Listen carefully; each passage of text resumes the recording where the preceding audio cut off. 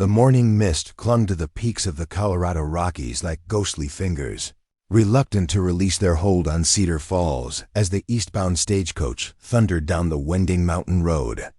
Inside the cramped passenger compartment, 4 women sat in tense silence, each clutching worn leather satchels that contained everything they owned in the world.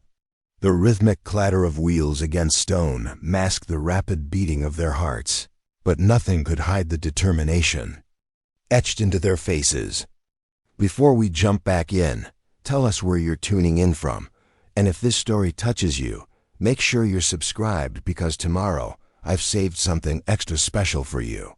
Catherine Morrison, the eldest at 28, pressed her face against the dusty window and watched the town of Cedar Falls emerge from the valley mist below. Wooden buildings lined a single main street, smoke rising from chimneys into the crisp mountain air. It looked peaceful, ordinary even. Yet somewhere in this remote Colorado Territory town lived the man who had destroyed their family 5 years ago. The man who had murdered their parents in cold blood and disappeared into the wilderness, leaving 4 orphaned sisters to fend for themselves in a world that offered little mercy to women alone. Elizabeth Morrison, known to her sisters as Lizzie, adjusted the simple blue bonnet that framed her auburn hair and tried to calm her nerves. At 26, she had become the practical one among them, the sister who planned and calculated while the others dreamed or despaired. The letters tucked inside her traveling dress represented months of careful correspondence with 4 bachelor brothers in Cedar Falls, men seeking wives who had no idea they were about to become unwitting allies. In a quest for justice, Margaret Morrison, called Maggie by those who knew her spirited nature, clenched her hands in her lap to stop them from trembling. 24 years old and blessed with the kind of beauty that turned heads wherever she went, she had learned early that her looks could be both blessing and curse. Today, she prayed they would be a weapon. The daguerreotype hidden in her reticule showed a man named Frank Brennan, owner of the largest mining operation in Cedar Falls. According to their careful research, he matched the description of the stranger who had been seen near their family's homestead the night their parents died. Sarah Morrison, the baby of the family at 22, clutched a small wooden cross that had belonged to their mother. Her gentle nature had made her the family peacemaker, the one who smoothed over disputes and offered comfort when hope seemed lost. But beneath her soft exterior burned a fire as fierce as any of her sisters. She might forgive many things, but the brutal murder of the 2 people who had loved them most was not among them. The stagecoach lurched to a stop in front of Henderson's boarding house, and the driver's gruff voice called down from his perch, "Cedar Falls, ladies. End of the line." Catherine stepped down first, her tall frame elegant despite the simple brown traveling dress she wore. She had always been the leader among them, the one who made the hard decisions when their world fell apart. It was Catherine who had insisted they pool their meager resources and savings to fund this dangerous masquerade. It was Catherine who had spent countless hours in the Denver library, researching the remote mountain towns where a killer might hide. And it was Catherine who had crafted the letters that would bring them to the Carter brothers, 4 bachelors, who had advertised for mail-order brides in the territorial newspaper. Lizzie followed, her movements precise and purposeful as she surveyed their surroundings with the eye of someone who noticed everything. She had always possessed an almost uncanny ability to read people, to see through lies and deception. It was a skill that had kept them alive during the difficult years after their parents' death, and she prayed it would serve them well in the days ahead. The Carter brothers had no idea that their prospective brides were not simply seeking husbands and new lives, but rather pursuing a deadly game of cat and mouse with a killer who thought himself beyond justice. Maggie stepped down with natural grace, immediately drawing the attention of several men who had gathered to watch the stage's arrival. She had grown accustomed to such stares, though they still made her uncomfortable. In Denver, where they had spent the last 5 years scraping together a living through various forms of work that barely kept them fed and housed. She had learned to use her appearance strategically. Men were more likely to talk freely around a beautiful woman, more likely to let slip information they might otherwise keep to themselves. Today, she hoped that tendency would help them uncover the truth about Frank Brennan and his connection to their family's tragedy. Sarah was the last to emerge, her movements more hesitant than those of her sisters. The journey to Cedar Falls represented the culmination of years of planning and preparation, but it also meant stepping into genuine danger. They had no idea how Frank Brennan might react if he recognized them, no certainty that he wouldn't simply eliminate 4 more Morrison women if he felt threatened. Yet the alternative, living the rest of their lives knowing their parents' killer walked free, was unthinkable. The 4 women stood together on the wooden sidewalk, their traveling bags at their feet, and tried to project the image of eager mail-order brides rather than avenging angels. Martha Henderson, a woman of perhaps 50 with graying hair and kind eyes, emerged from the boarding house to greet them. The Carter brothers had arranged for their prospective wives to stay at Henderson's establishment until the marriages could take place, a detail that had fit perfectly into the sisters' plans. "Welcome to Cedar Falls," Martha said warmly, wiping her hands on her apron. "You must be the young ladies who've come to marry the Carter boys. I'm Martha Henderson, and I'll be looking after you until the weddings. You must be exhausted after that long journey from Denver." Catherine stepped forward, grateful that their carefully constructed story placed them as coming from Denver rather than their true origins further east. That detail helped explain any gaps in their knowledge about the local area. "I'm Catherine Morrison," she said, extending her hand in greeting. "These are my sisters, Elizabeth, Margaret, and Sarah. We're very grateful for your hospitality, Mrs. Henderson." Martha beamed as she shook each woman's hand in turn. "Such lovely names, and what beautiful young ladies you all are.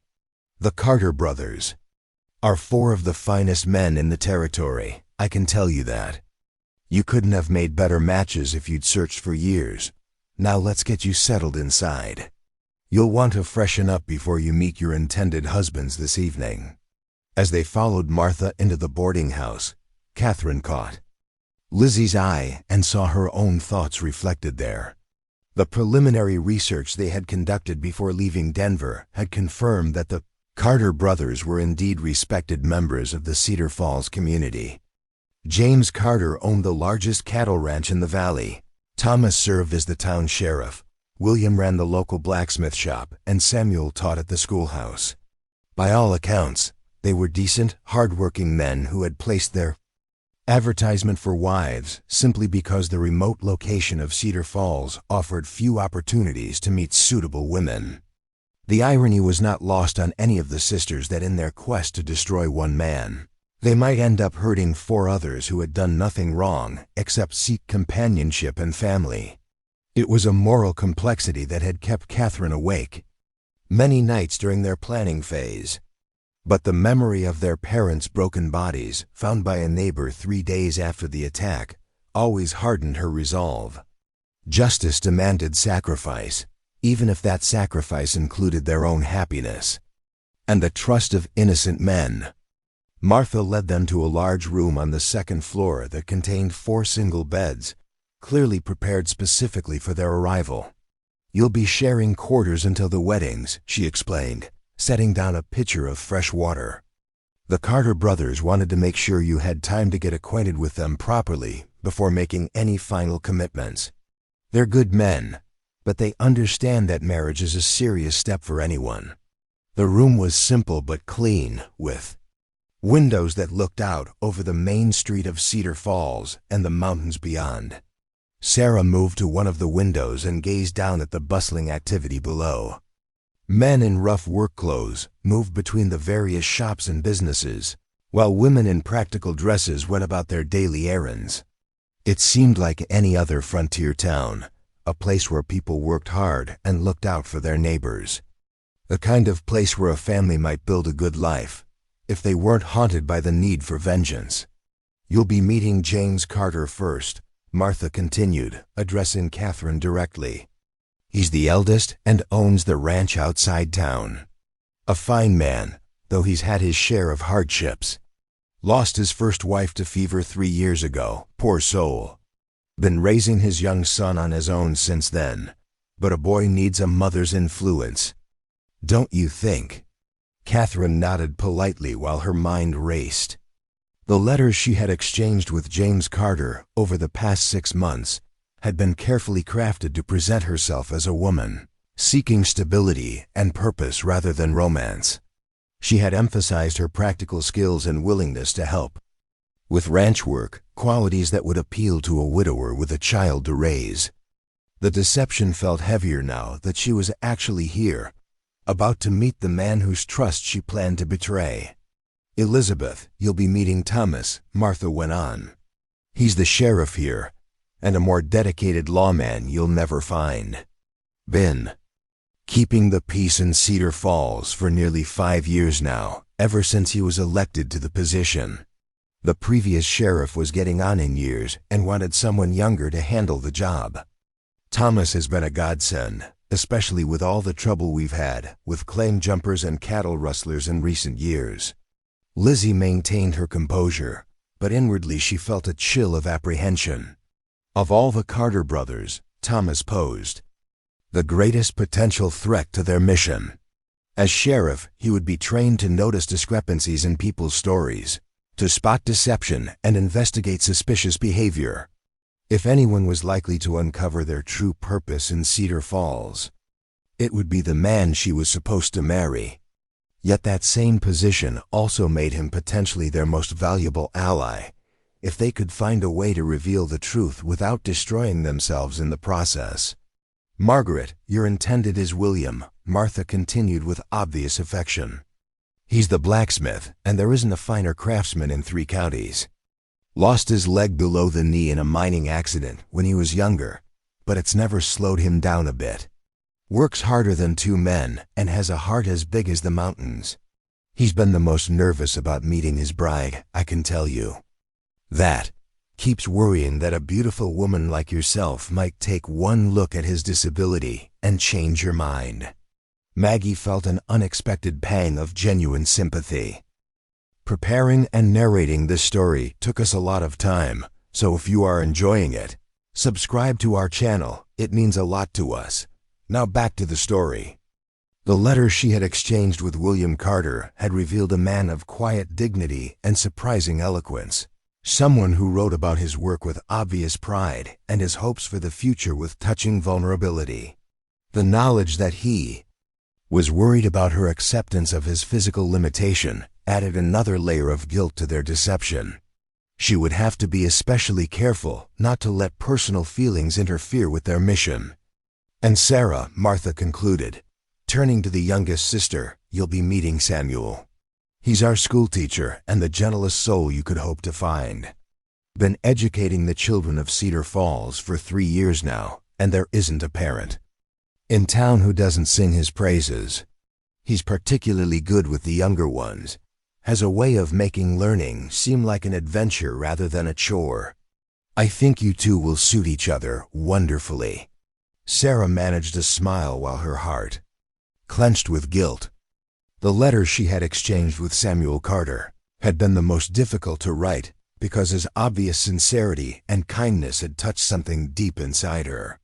He wrote about his students with genuine affection, shared stories about their progress and achievements as if they were his own children.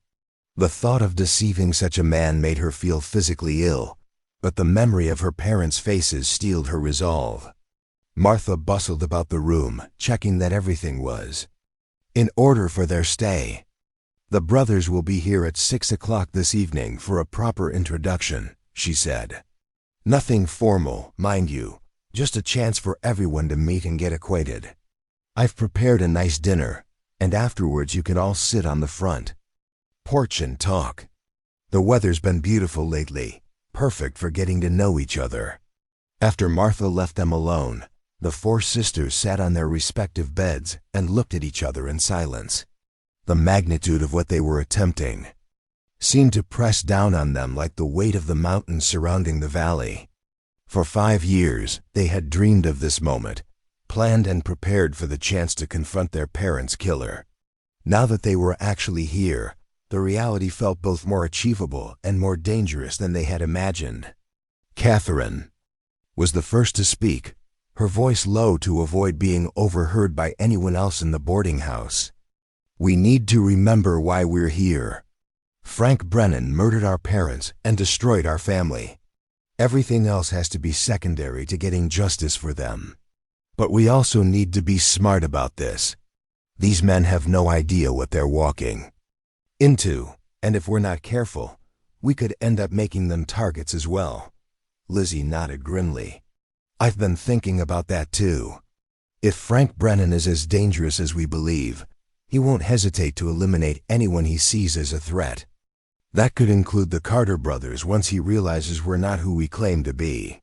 We need to find a way to gather information about him without putting them at risk." Maggie stood and moved to the window, looking down at the street below. "The challenge is that we can't exactly start asking questions about Frank Brennan on our first day in town without arousing suspicion. We're supposed to be mail-order brides focused on getting married and starting new lives. Women in our position wouldn't normally be interested in the business affairs of local mine owners." Sarah joined her sister at the window, watching the daily life of Cedar Falls unfold below them. "Maybe that's actually an advantage," she said quietly. "People might be more likely to talk freely around us because they don't see us as a threat. Men especially might let things slip in conversation that they wouldn't normally discuss with other men. We just need to be patient and let information come to us naturally." Catherine considered this approach and found merit in it. Sarah was right that their position as outsiders seeking to integrate into the community might actually make people more willing to share local gossip and information. The key would be appearing genuinely interested in their new home, while carefully steering conversations toward topics that might reveal useful intelligence about Frank Brennan and his activities. The afternoon passed slowly as the sisters unpacked their few belongings and prepared for the evening's meeting. Each woman took time to review the letters she had exchanged with her intended husband, refreshing her memory of the personality she had crafted and the details she had shared about her fictional background. The margin for error was non-existent. If any of them contradicted something they had written months earlier, it could expose their entire deception. As 6 o'clock approached, the sisters gathered in front of the mirror to make final adjustments to their appearance. They had dressed carefully, choosing simple but attractive dresses that projected the image of respectable women, seeking stable marriages rather than fashionable society belles. The goal was to appear appealing without being ostentatious, to blend into the frontier community while still making positive first impressions. Catherine wore a deep green dress that complemented her dark hair and brown eyes, while Lizzie had chosen a soft blue that brought out the auburn highlights in her hair. Maggie's dress was a warm burgundy that emphasized her natural beauty without being overly dramatic, and Sarah had selected a pale yellow that suited her gentle demeanor. They looked like exactly what they claimed to be 4 sisters from Denver, seeking new opportunities and companionship in the Colorado territory. The sound of male voices and footsteps on the front porch announced the arrival of the Carter brothers.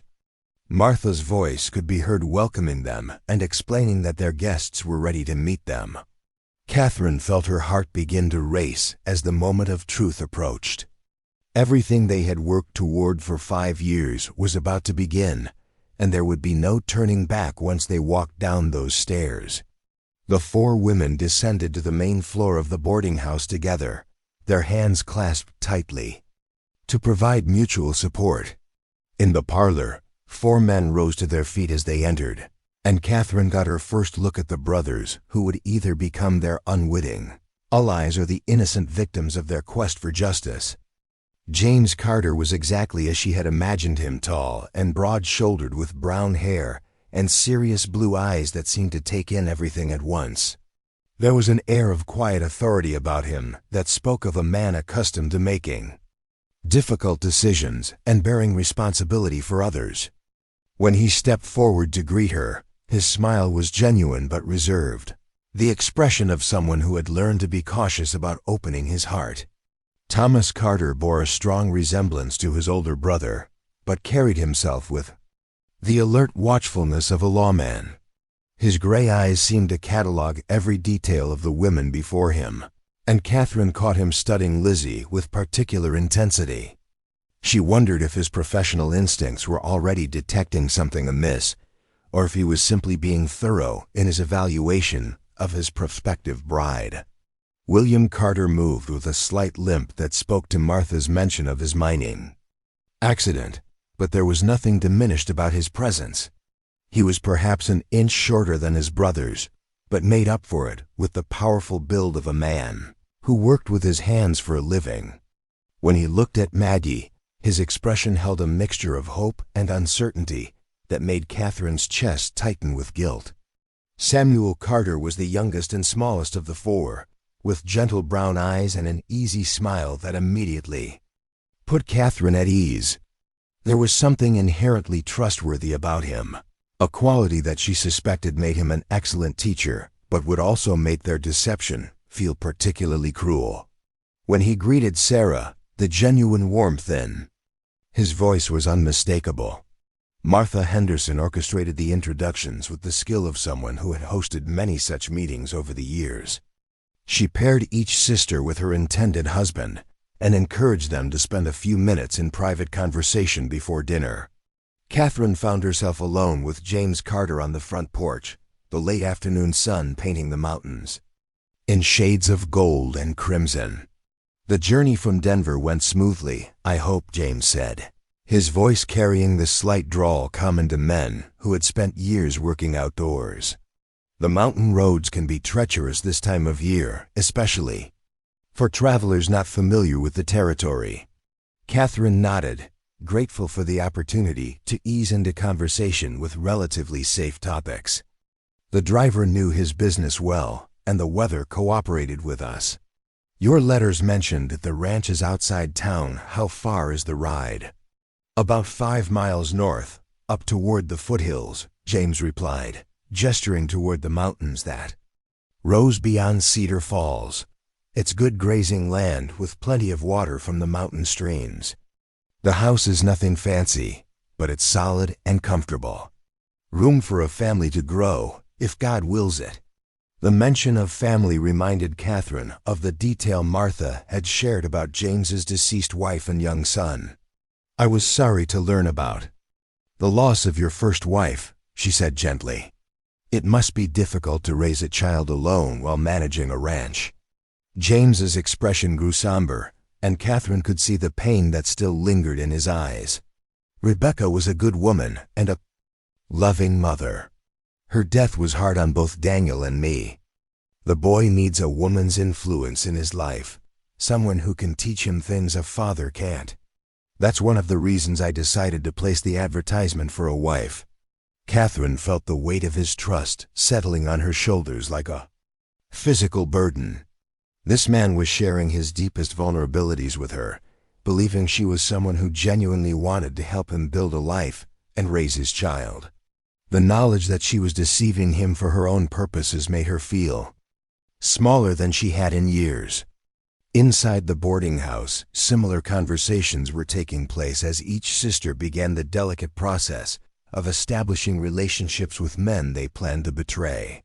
The evening ahead would be crucial in setting the tone for everything that followed, and each woman knew that a single mistake could destroy not only their mission, but potentially their lives as well.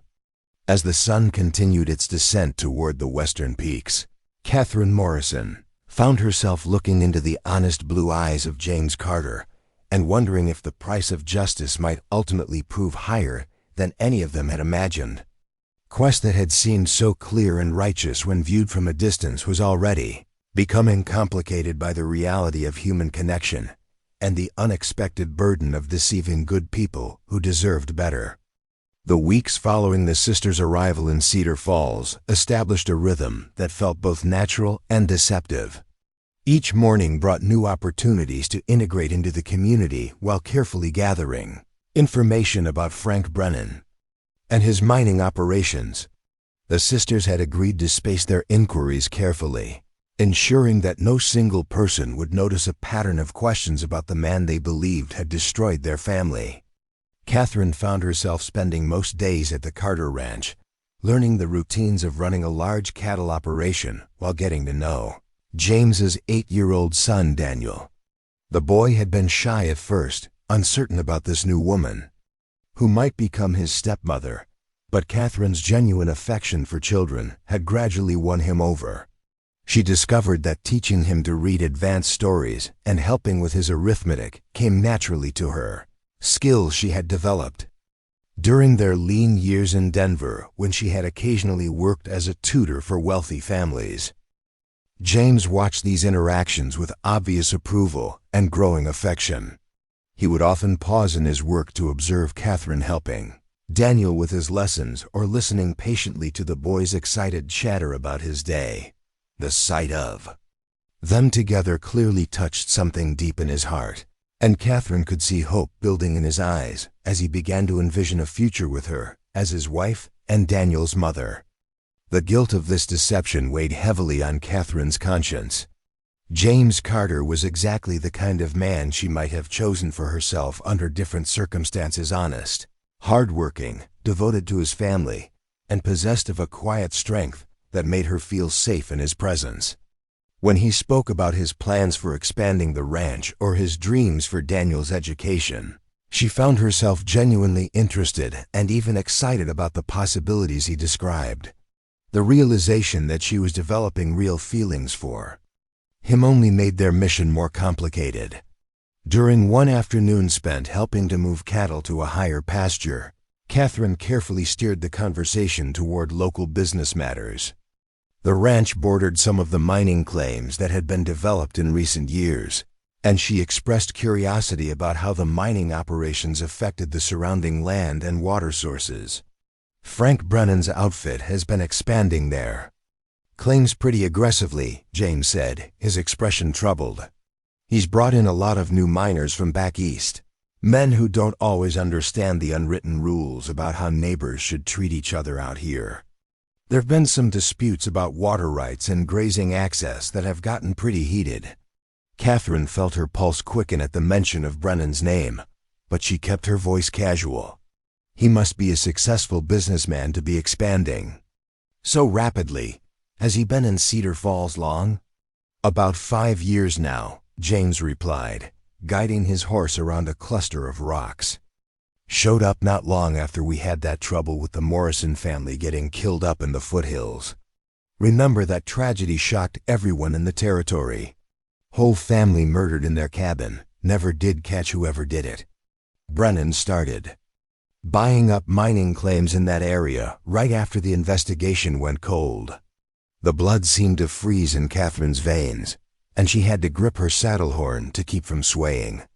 The casual way James connected Brennan's arrival with her family's murder felt like a physical blow, but it also confirmed what they had suspected all along. The timing was too convenient to be coincidental, and the fact that Brennan had immediately begun acquiring property in the area where their parents were killed suggested he had known exactly what resources were available. That must have been terrible for the community, Catherine managed to say, proud that her voice remained steady. Did the authorities have any idea who might have been responsible? Sheriff before Thomas wasn't much for investigating, James said with obvious frustration. Old Pete Collins was a good enough man for keeping drunk cowboys in line, but a case like that was beyond his abilities. By the time Thomas got elected and could take a proper look at things, the trail had gone cold. Always bothered him that those folks never got justice. Thomas takes that kind of thing personal, being a lawman and all. This information intrigued Catherine immensely. If Thomas Carter was still concerned about the unsolved murder of the Morrison family, he might be a natural ally in their quest for justice. The challenge would be finding a way to share what they knew without revealing their true identities and potentially putting him in an impossible position between his duty as sheriff and his feelings for Lizzie. Meanwhile, Lizzie was discovering that her developing relationship with Thomas Carter presented both opportunities and dangers. As sheriff, he had access to information about local crimes and ongoing investigations that could prove invaluable to their mission. However, his trained eye for detecting deception meant she had to be extraordinarily careful about maintaining her cover story. Thomas had invited her to accompany him on some of his rounds through town, explaining that he wanted her to understand the responsibilities that came with being married to a lawman. These walks provided perfect opportunities for Lizzie to observe the layout of Cedar Falls and identify key locations related to Frank Brennan's operations, while also demonstrating her genuine interest in Thomas's work. During one such afternoon stroll, they passed the headquarters of Brennan Mining Company, a substantial building that had clearly been constructed with considerable expense. The sight of armed guards stationed at the entrance struck Lizzie as unusual for a legitimate business operation, and she made mental notes about the security measures in place. "Mr. Brennan certainly seems to run a prosperous enterprise," she commented as they walked past.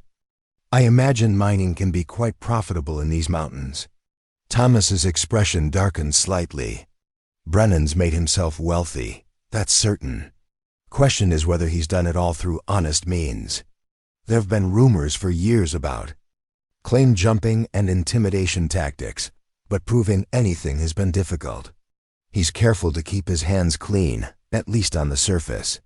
Lizzie felt a surge of excitement at this admission.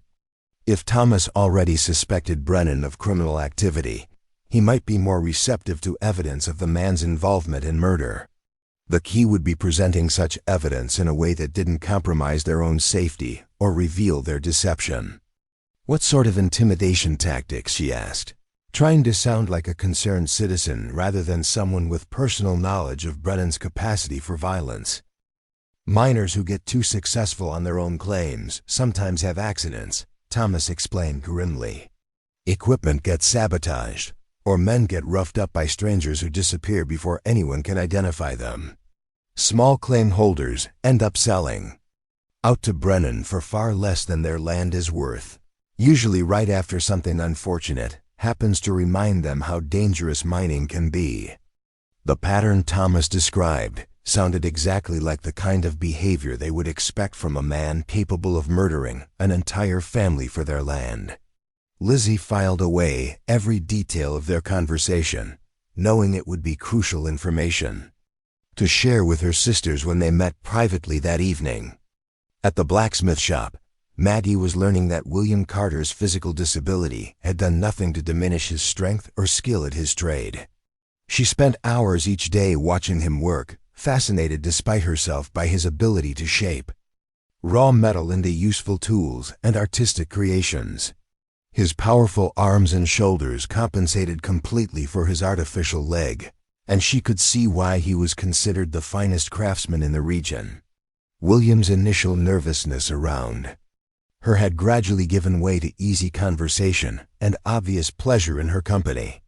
He had a dry sense of humor that caught her off guard, and his stories about the various characters who brought him work provided entertaining insights into the community of Cedar Falls, more importantly for their mission. His position as blacksmith meant that he heard gossip from throughout the territory as men gathered in his shop to have equipment repaired or commissioned. "I've been thinking about making you something special," William said one afternoon as he worked on horseshoes for a local rancher. "A piece of jewelry, maybe, or something practical that you could use around the house. What would you like?" The genuine desire to please her that shone in his eyes made Maggie's throat tighten with emotion. William Carter was a good man who deserved a wife who loved him for himself, not someone using him to gather intelligence about a killer. The growing affection she felt for him only made their deception more painful. "You're very thoughtful," she replied, watching his skilled hands shape the heated metal. "I would treasure anything you made, But you don't need to go to any special trouble for me." "No trouble at all," William assured her with a smile that transformed his weathered face. "I like having a reason to create something beautiful instead of just practical items. Been a long time since I had someone special to make things for." Later that afternoon, Frank Brennan himself visited the blacksmith shop to have some mining equipment repaired. Maggie was organizing William's supply of raw metal when the door opened and a man of medium height with cold gray eyes entered. She recognized him immediately from the daguerreotype they had studied so carefully, and her heart began racing with a mixture of fear and rage. "Afternoon, Brennan," William said with professional courtesy that held no warmth. "What can I do for you today?" "Got some drill bits that need sharpening and a broken winch mechanism that needs welding," Brennan replied, his voice carrying an Eastern accent that had never fully adapted to frontier speech patterns. "My regular man in Denver let me down, so I figured I'd give the local talent a try." Maggie kept her head down and continued her work, but she was acutely aware of Brennan's presence just a few feet away. This was the man who had murdered her parents, who had destroyed their family and left 4 young women to fend for themselves in a hostile world. Every instinct screamed at her to grab one of William's hammers and exact immediate justice, but she forced herself to remain calm and observant. Brennan's eyes swept the shop with the calculating gaze of someone who noticed everything and stored information for future use. When his attention briefly fell on Maggie, she felt a chill of recognition pass through her, though she was certain he couldn't possibly remember 4 young girls he had glimpsed briefly 5 years ago. Still, his scrutiny made her extremely uncomfortable, and she was relieved when he focused his attention back on William. The men discussed the repair work in detail, with Brennan being very specific about timing and quality requirements. Maggie noted that he seemed to have unlimited funds for his operations and showed no concern about the cost of William's services. More interestingly, he made several references to expanding his mining operations in the coming months, suggesting that whatever he was planning would require significant amounts of new equipment. "I'll need this work done quickly," Brennan said as he prepared to leave. "I'm bringing in a new crew next week and will be starting operations in some previously untapped areas. Time is money in the mining business, as I'm sure you understand." After Brennan departed, Maggie couldn't help but ask about the man who had just left. "He seems very focused on expanding his business. Has he been successful in finding new mining sites?" William's expression soured slightly. "Brennan's got a talent for finding valuable claims, I'll give him that. Question is how he always seems to know exactly where to look. Some folks think he's just lucky, but others wonder if he has ways of getting information that aren't entirely above board." "What sort of information?" Maggie asked, though she suspected she already knew the answer. "Land surveys, geological reports, that sort of thing," William explained. "Information that's supposed to be available to everyone, but somehow always seems to reach Brennan first. Makes it easier to buy up claims before other folks even know they're valuable." This revelation added another layer to their understanding of Brennan's criminal activities. If he was somehow gaining access to confidential government surveys and reports, it suggested a level of corruption that extended beyond simple claim jumping or intimidation. It also provided another potential avenue for building a case against him, if they could find evidence of how he was obtaining privileged information. At the schoolhouse, Sarah was discovering that Samuel Carter possessed not only the gentle nature she had expected, but also a keen intelligence and genuine dedication to his students. She spent her days helping with lessons and observing his teaching methods, genuinely impressed by his ability to make learning engaging for children of various ages and backgrounds. Samuel's approach to education was far more progressive than Sarah had expected to find in a frontier town. He emphasized critical thinking and problem-solving rather than simple memorization, and he treated each child as an individual with unique strengths and challenges. Sarah found herself genuinely interested in his educational philosophy and began contributing ideas of her own, based on her experiences helping to educate the children of Denver's wealthy families. The children of Cedar Falls had initially been curious about the newcomer in their classroom, but Sarah's natural warmth and patience quickly won them over. She discovered that she had a particular talent for helping struggling students overcome their difficulties, and Samuel's obvious appreciation for her contributions made her feel valued in a way she hadn't experienced in years. One afternoon, as they were reviewing the students' arithmetic work together, Samuel brought up a subject that immediately captured Sarah's attention. "I've been thinking about organizing a field trip to some of the local historical sites," he said, pointing to a map of the surrounding area. "There are several locations where interesting events took place that might help the children understand the history of our territory." Sarah studied the map with growing excitement as she realized that one of the sites Samuel had marked was very close to where their family's cabin had been located. If she could convince him to include that area in their field trip, it might provide an opportunity to revisit the scene of their parents' murder and possibly discover evidence that had been overlooked during the original investigation. "That sounds like an excellent educational opportunity," she said carefully. "What sort of historical events occurred in these areas?" Samuel pointed to various locations as he explained. "This spot here was where some of the first miners in the territory struck silver back in 1875. This area was the site of a trading post that served travelers coming through the mountain passes. And this location," he pointed to a spot that made Sarah's heart race, "was where a family of homesteaders was killed several years ago. Tragic story, but it's part of our local history that the children should understand." Sarah fought to keep her voice steady as she responded. "That must have been terrible for the community. Do you know much about what happened to that family?" "Only the basic facts," Samuel replied sadly. The Morrison family had been trying to establish a homestead in a remote area up in the foothills. Someone attacked them during the night and killed the parents and their teenage son. The 4 daughters survived because they were visiting relatives in Denver at the time. Never did catch whoever was responsible, though Sheriff Carter has always regretted that the investigation went nowhere. The mention of their brother's death hit Sarah like a physical blow, and she had to turn away to hide the tears that sprang to her eyes. In their careful planning for this mission, they had focused so intensely on avenging their parents that they had sometimes managed to push aside the memory of 15-year-old Matthew, who had died trying to protect their mother and father. Hearing his death mentioned so casually by someone who had never known him brought all the grief flooding back. "I'm sorry," Samuel said, noticing her emotional reaction. "I shouldn't have brought up such a disturbing subject. Sometimes I forget how these stories affect people who aren't used to the violence that can occur on the frontier."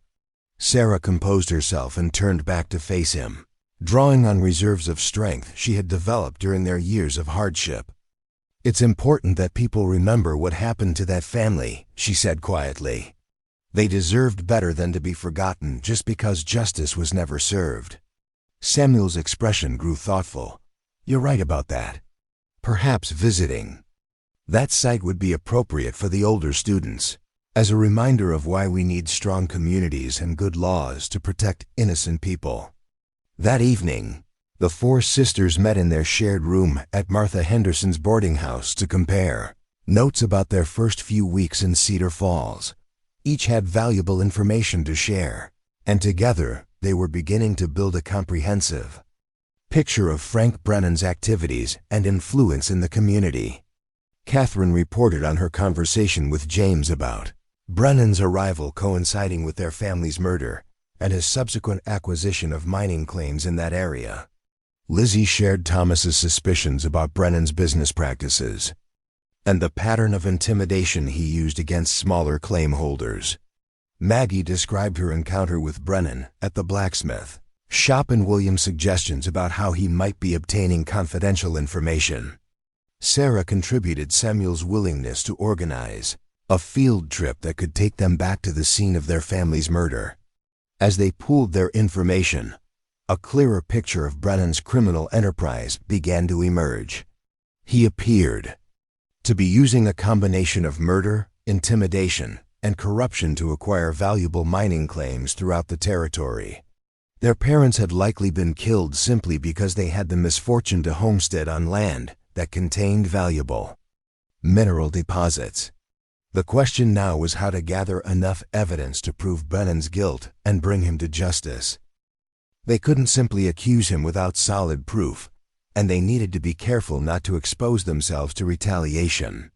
The fact that all four Carter brothers seemed to have their own suspicions about Brennan suggested that they might be natural allies, but revealing the truth would mean confessing their deception and potentially destroying the relationships they were building. "We need to be patient," Catherine said as they concluded their meeting. "We're gathering good information, but we need more evidence before we can act. The Carter brothers are good men who deserve our honesty, but we can't risk exposing them to danger until we're ready to move against Brennan decisively." Her sisters nodded in agreement, though each was struggling with her own complicated feelings about the men they were deceiving. The relationships they were building felt increasingly real and important, making their mission both more urgent and more difficult to execute. As they prepared for bed that night, each sister lay awake thinking about the path that had brought them to Cedar Falls and the uncertain future that lay ahead. They were closer than ever to achieving the justice they had sought for 5 years. But they were also discovering that revenge extracted its own price, even from those who pursued it for the most righteous reasons. The autumn colors had begun painting the Colorado mountains in brilliant shades of gold and crimson when the first real complications arose in the sisters' carefully orchestrated deception. What had started as a straightforward mission of infiltration and intelligence gathering was becoming increasingly complex as genuine emotions developed between the couples and new information emerged about Frank Brennan's expanding criminal operations. Catherine discovered the depth of her feelings for James Carter on a crisp October morning when his horse threw him while they were checking fence lines on the eastern boundary of his ranch. The animal had been spooked by a rattlesnake coiled among the rocks, and James hit the ground hard enough to knock the wind from his lungs and leave him gasping in pain. Catherine's immediate terror at seeing him injured revealed emotions she hadn't expected to develop, and the relief she felt when he struggled to his feet told her more about her state of heart than weeks of careful self-examination had managed to accomplish. "You scared me half to death," she said, helping him dust off his clothes and checking for signs of serious injury. "For a moment, I thought you might have broken something important." James winced as he rotated his shoulder, testing for damage. "Takes more than an ornery horse to put me down permanently, but I appreciate the concern. Haven't had anyone worry about me like that since Rebecca died." The mention of his deceased wife sent a pang of something uncomfortably like jealousy through Catherine's chest, followed immediately by guilt for feeling such an emotion about a woman who had been dead for 3 years. The complexity of her reactions forced her to confront the reality that her feelings for James had moved far beyond the practical partnership she had originally envisioned. As James remounted his horse and they continued their ride, Catherine found herself studying his profile and imagining what it would be like to spend the rest of her life on this ranch, helping him raise Daniel and perhaps bearing children of their own. The images that formed in her mind were so vivid and appealing that they frightened her with their intensity. She had come to Cedar Falls to destroy Frank Brennan, not to fall in love with a rancher whose only crime was trusting her with his heart. The internal conflict reached a crisis point that evening when James asked her to sit with him on the ranch house porch after Daniel had gone to bed. The boy had become increasingly attached to Catherine, often seeking her help with his lessons and asking her opinion on everything from which clothes to wear to what he should do when other children teased him about his father's plan to remarry.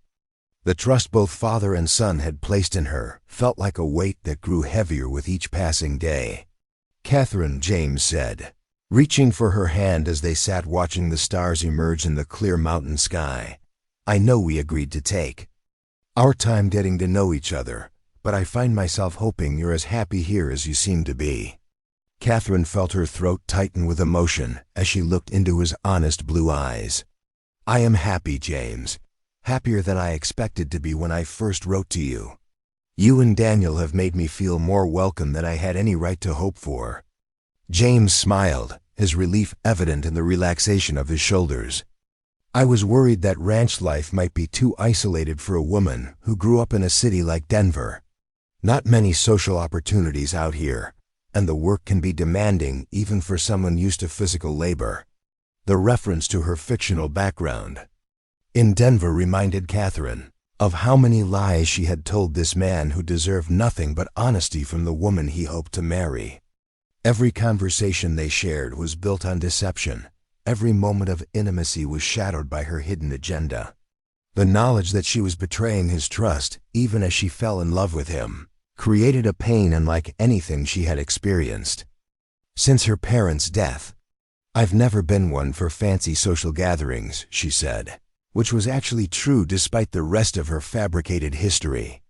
"I find more satisfaction in useful work and genuine relationships than in artificial entertainments." James lifted her hand to his lips and pressed a gentle kiss to her knuckles. "In that case, I hope you'll consider making those useful work and genuine relationships permanent. I'd like to ask you to marry me, Catherine, if you think you could be happy as my wife and Daniel's stepmother." The proposal she had been expecting and dreading arrived like a physical blow to her chest. Catherine felt tears spring to her eyes as she looked at this good man who was offering her everything she had ever dreamed of having. If only she could accept it without destroying him in the process. "James," she began, then stopped as her voice caught with emotion. "You honor me more than I can express, and I care for you and Daniel more than I thought possible when I first arrived here." James studied her face with growing concern. "I hear a but coming in that response. Have I misread your feelings? If you need more time to decide, I understand completely." Catherine wished desperately that time was all she needed, but the truth was far more complicated than a simple question of readiness for marriage.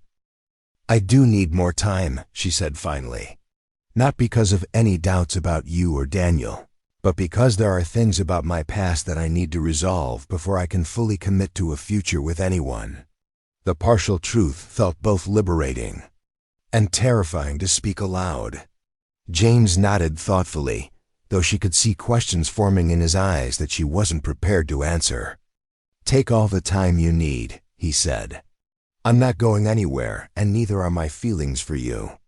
Meanwhile, Lizzie was discovering that her relationship with Thomas Carter presented unique challenges due to his professional training in detecting deception. The sheriff had begun asking increasingly specific questions about her background and experiences in Denver, questions that required careful answers to avoid contradicting details she had shared in her letters months earlier. The scrutiny reached an uncomfortable level during a quiet evening in his office, where she often helped him with paperwork while he caught up on administrative duties. Thomas had been reviewing incident reports when he suddenly looked up at her with the piercing gray eyes that had probably intimidated countless suspects over the years. "Elizabeth," he said, using her full name in a way that immediately put her on alert. "I've been thinking about some of the things you've told me about your life in Denver, and there are a few details that don't quite add up." Lizzie's heart began racing, but she kept her expression calmly curious. "What sort of details?" "I certainly haven't intended to be misleading about anything." Thomas leaned back in his chair, his gaze never leaving her face. "You mentioned working for a milliner on Larimer Street, but when I described the layout of that area based on my visits to Denver, you didn't seem familiar with some of the landmarks that would be impossible to miss if you worked there regularly." The observation was astute and dangerous, revealing that Thomas had been systematically testing her knowledge of the city she claimed to call home. Lizzie realized she needed to provide a plausible explanation quickly, before his suspicions could develop further. "I'm afraid I wasn't entirely accurate about my employment situation," she said, allowing embarrassment to color her voice.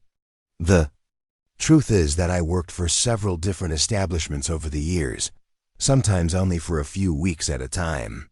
I mentioned the milliner because that was one of my more respectable positions, but I actually spent more time doing piecework at home and taking in laundry." Thomas's expression softened slightly, though his eyes remained watchful. Times were hard for a lot of folks after the economic troubles a few years back. Nothing shameful about taking whatever honest work you could find. Lizzie nodded gratefully, relieved that her explanation seemed to satisfy his immediate concerns. "I suppose I wanted to present myself in the best possible light when I first wrote to you. A woman seeking a husband doesn't like to admit she's been reduced to scrubbing other people's clothes to survive." "I appreciate your honesty now," Thomas said, reaching across the desk to take her hand. "But you should know that I'm not the kind of man who judges a woman by her circumstances. Hard work is nothing to be ashamed of, regardless of what form it takes." The genuine kindness in his voice made Lizzie's deception feel even more cruel than before. Thomas Carter was exactly the sort of man she would have chosen for herself under different circumstances, someone whose strength was tempered by compassion, and whose dedication to justice matched her own desire to see wrongs made right. The knowledge that she was lying to him about everything that mattered most to her felt like a betrayal of everything he represented. Later that week, Thomas shared information that provided crucial insight into Frank Brennan's activities while also demonstrating the depth of trust he was placing in Lizzie. They were walking through the residential area of Cedar Falls when he pointed out a modest house that had recently been abandoned by its owners.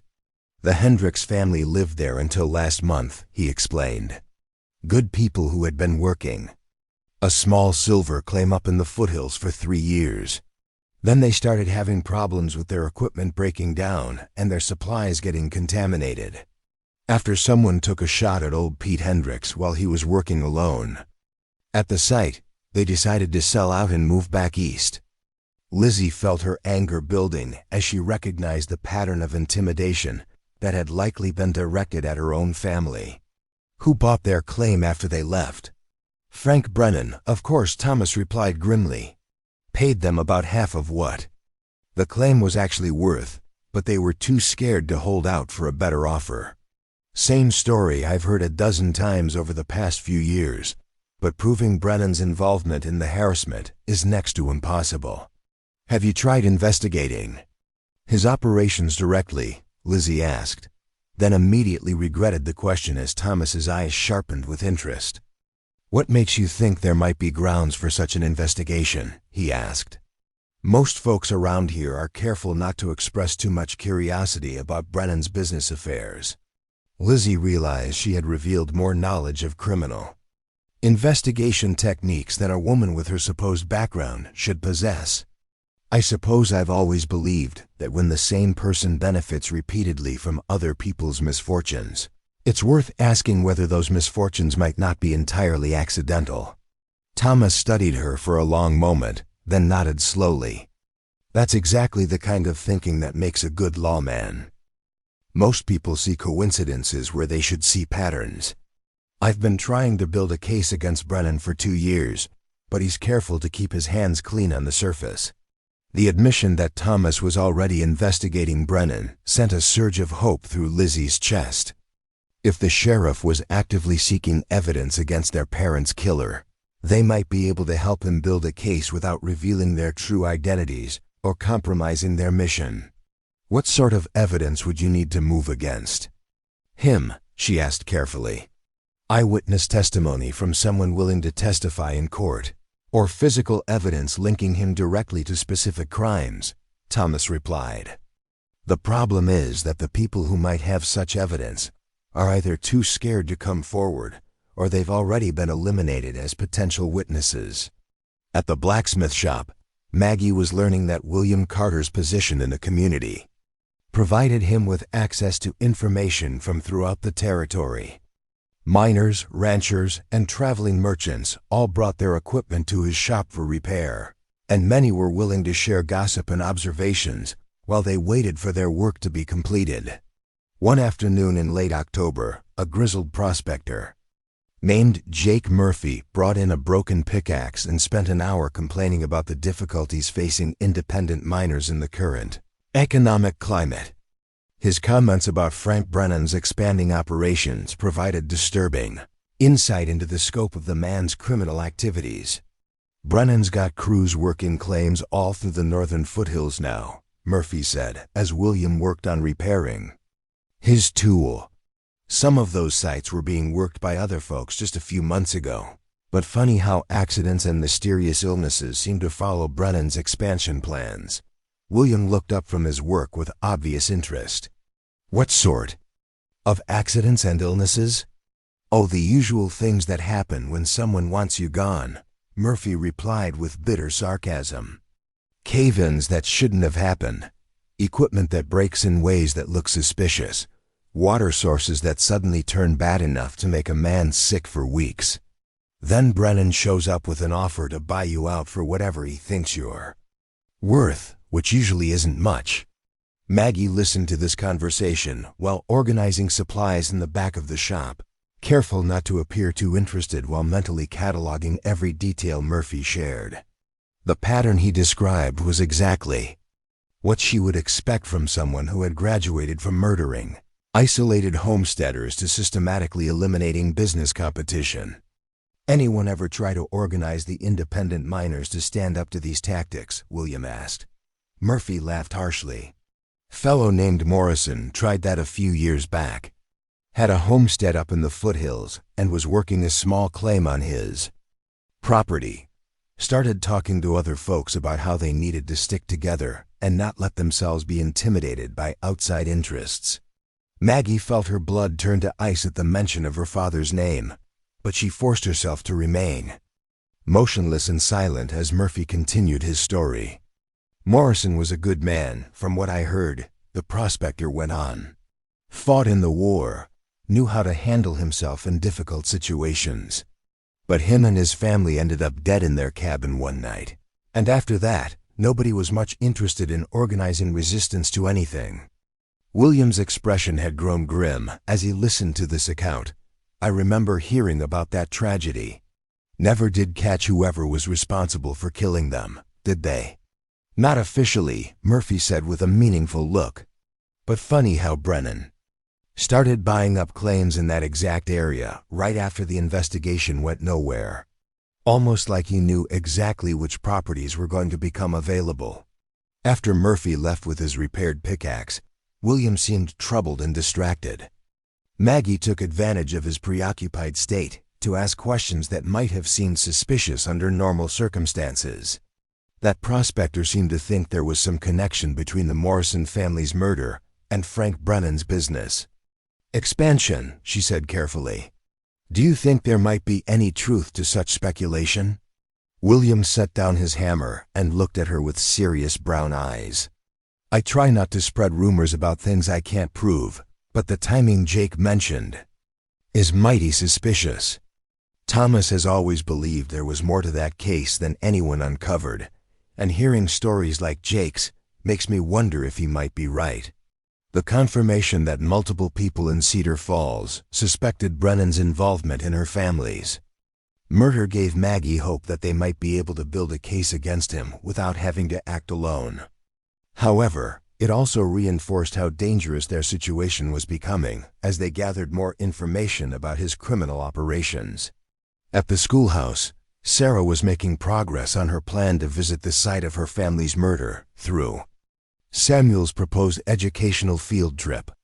The teacher had been enthusiastic about her suggestions for incorporating local history into the curriculum, and he had agreed to include the Morrison homestead location among the sites they would visit with the older students.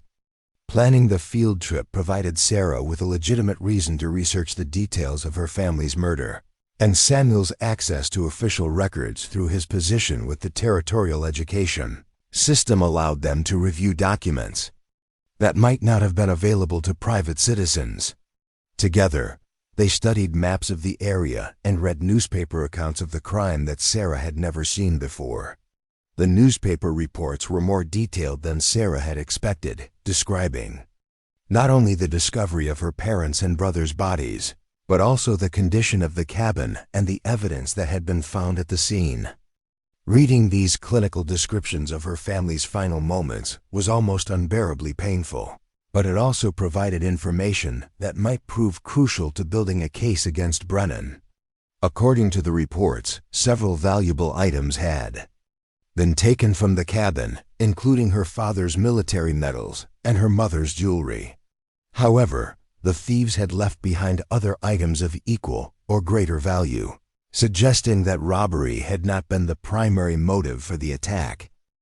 More significantly, the investigators had found evidence that the attackers had been specifically looking for something, as drawers had been pulled out and papers scattered throughout the house. Samuel noticed her emotional reaction to reading these accounts and immediately offered comfort and support. "I'm sorry, Sarah," he said gently. "I should have realized how disturbing these details would be for someone with a sensitive nature. Perhaps we should focus on other aspects of local history for our field trip." Sarah forced herself to compose her emotions and respond in a way that wouldn't arouse suspicion about her personal connection to the case. "It's important that people remember what happened to that family," she said quietly. "They deserved better than to be forgotten just because justice was never served." Samuel's expression grew thoughtful as he studied her face. "You have a strong sense of justice for someone so young. It's one of the things I admire most about you, actually. Most people prefer to avoid thinking about unpleasant realities, but you seem to understand that facing difficult truths is necessary for creating a better world." His words of praise made Sarah's deception feel even more cruel, but they also reinforced her determination to see their mission through to completion. Samuel Carter was exactly the kind of man who would understand why they had come to Cedar Falls, if only she could find a way to tell him the truth without destroying everything they had worked to build.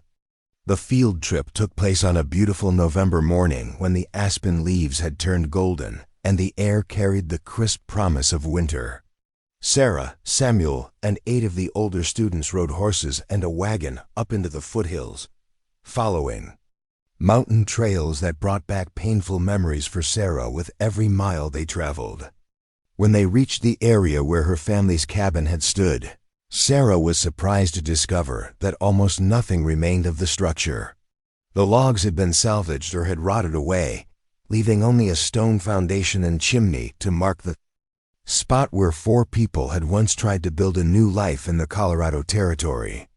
Samuel gathered the students around him and began explaining the historical significance of the site, but Sarah found herself walking away from the group to explore the surrounding area on her own. She needed a few minutes to process the emotions that were threatening to overwhelm her, and she wanted to look for any evidence that might have been overlooked during the original investigation. Near what had once been the back wall of the cabin, Sarah noticed something metallic glinting among the fallen leaves. She knelt down and carefully brushed away the debris, revealing a brass button that she immediately recognized as coming from her father's military uniform. The investigators had mentioned that his medals were missing, but apparently they had missed this small piece of evidence that proved he had been wearing his Union Army jacket when he was killed. Sarah slipped the button into her pocket, knowing it was probably meaningless as evidence, but treasuring it as a tangible connection to her father's memory. As she stood up to rejoin the group, she noticed fresh horse tracks in the soft soil near the foundation. Someone had been visiting this site recently, and the tracks were too large and well-shod to belong to casual travelers or hunters. The discovery of recent activity at the murder site sent a chill of apprehension through Sarah's mind. If Frank Brennan or his associates were still visiting the location where her family had been killed, it suggested that the site held some ongoing significance for them. Perhaps they had hidden evidence there, Or perhaps they returned periodically to ensure that nothing incriminating had been discovered by others. That evening, the four sisters met in their room at Martha Henderson's boarding house to share the day's developments. Each had significant information to report, and together they were beginning to see the full scope of Frank Brennan's criminal operations and the danger they faced in pursuing justice against him. Catherine described James's marriage proposal and her growing internal conflict about deceiving a man she had come to love. Lizzie reported on Thomas's investigation of Brennan and his suspicions about the systematic intimidation of independent miners. Maggie shared the prospector's account of their father's attempt to organize resistance against Brennan's expansion, while Sarah contributed the discovery of her father's button and the evidence of recent activity at their family's murder site. As they combined their intelligence, a clearer picture emerged of Brennan's methods and motivations. He appeared to be using murder, intimidation, and corruption to systematically acquire valuable mining claims throughout the territory. Their parents had been killed not in a random act of violence, but as part of a calculated campaign to eliminate anyone who might interfere with his expansion plans. "We're getting close to having enough evidence to expose him," Catherine said as they concluded their meeting. "But we need to be more careful than ever. If Brennan suspects what we're doing, he won't hesitate to eliminate us just like he eliminated our parents." Her sisters nodded grimly, each aware that they were approaching the most dangerous phase of their mission. They had gathered valuable intelligence and built relationships that could prove crucial in bringing Brennan to justice. But they had also fallen in love with men they were betraying and put themselves in a position where discovery could mean death for everyone they had come to care about. The complexity of their situation was becoming almost unbearable, but retreat was no longer an option. They had come too far and learned too much to abandon their quest for justice now. The only path forward led through the heart of danger, toward a confrontation with Frank Brennan that would determine whether their parents' deaths would finally be avenged or whether 4 more Morrison women would die in pursuit of an impossible dream. The first snowfall of winter arrived early that year, blanketing Cedar Falls in pristine white that transformed the mountain town into something from a fairy tale. But beneath the peaceful surface, tensions were building toward a crisis that would shatter the carefully constructed world the Morrison sisters had created during their months in Colorado territory. The breaking point came on a frigid December morning when Frank Brennan made a mistake that would expose the true scope of his criminal operations, while simultaneously threatening everyone the sisters had come to care about. Catherine was helping James repair a section of fence damaged by the weight of wet snow when they spotted a group of armed riders approaching the ranch house at a gallop. James immediately reached for the rifle he kept strapped to his saddle, his experienced eye recognizing the aggressive posture of men riding with hostile intent. Catherine felt her blood freeze as she recognized Frank Brennan among the riders, flanked by 6 heavily armed men who looked more like hired killers than legitimate mining employees. "Stay behind me," James ordered, positioning himself between Catherine and the approaching riders. "If shooting starts, get to the house and barricade yourself inside with Daniel." Catherine wanted to tell him that she was probably in more danger from these men than he was, but there was no way to explain her knowledge without revealing everything she had hidden from him. Instead, she gripped the fence post tightly and prepared for the confrontation she had been dreading since their arrival in Cedar Falls. Brennan reined in his horse just outside comfortable speaking distance, forcing James to walk closer if he wanted to conduct a civilized conversation. Catherine recognized the tactical disadvantage this created, with Brennan's men positioned to surround James if violence erupted. The calculated nature of the positioning told her that this was not a casual visit or a simple business discussion. "Carter," Brennan called out, his voice carrying clearly in the cold air. "I think it's time we had a serious conversation about your property boundaries and your continued interference in mining affairs that don't concern you." James kept his rifle ready but pointed downward, projecting strength without appearing to. Initiate hostilities. My property boundaries are clearly marked and legally established, Brennan. As for mining affairs, I haven't interfered in anything except to protect my legitimate interests as a landowner. Brennan's cold gray eyes swept over the ranch buildings before settling on Catherine, and she felt a chill that had nothing to do with the December weather. There's been too much talk in town lately about matters that should remain private business concerns, he said, his gaze never leaving her face. Loose tongues can cause problems for everyone involved, especially when they belong to people who don't understand the complexities of territorial commerce. The threat was barely veiled, and Catherine realized that Brennan had somehow learned about the questions she and her sisters had been asking around town. Perhaps one of the people they had spoken to had reported their inquiries, or perhaps Brennan had sources throughout Cedar Falls who kept him informed about anything that might affect his operations. Either way, it was clear that their mission had been compromised. I don't know what you're talking about, James replied steadily, though Catherine could see the tension in his shoulders. If you have specific concerns about something, I suggest you take them up with Sheriff Carter rather than riding onto my property with armed men. Sheriff Carter is exactly why I'm here, Brennan said with a cold smile. It seems your brother has been asking questions about business matters that are none of his concern. Questions that could interfere with legitimate enterprises and cause unnecessary complications for everyone involved. Catherine felt her heart sink as she realized that Thomas's investigation of Brennan had progressed far enough to trigger this confrontation. If Brennan was taking direct action against the Carter family, it meant he felt threatened enough to abandon his usual careful approach to eliminating opposition. The situation was spiraling beyond their control, and innocent people were about to be caught in the crossfire. James raised his rifle slightly, not quite pointing it at Brennan, but making his readiness clear. Sheriff Carter is doing his job, which is to investigate criminal activity in his jurisdiction. If that interferes with your business, perhaps you should examine whether your business is entirely legal. The accusation hung in the cold air like a thrown gauntlet, and Catherine saw Brennan's expression darken with genuine anger for the first time since she had encountered him.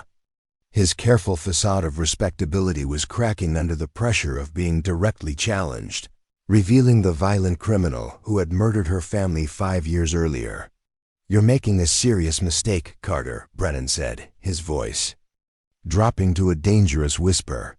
This territory can be an unforgiving place for people who don't understand how things work. Families who get involved in matters beyond their comprehension sometimes find themselves facing tragic accidents. The explicit threat against James and his family pushed Catherine beyond her ability to remain silent.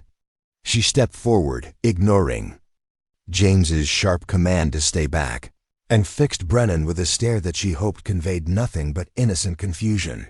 Mr. Brennan, she said in her most carefully controlled voice, surely you're not suggesting that asking legitimate questions about community affairs could put anyone in danger. That would imply that someone has something significant to hide. Brennan's eyes narrowed as he studied her face, and Catherine saw a flicker of something that might have been recognition pass through his expression.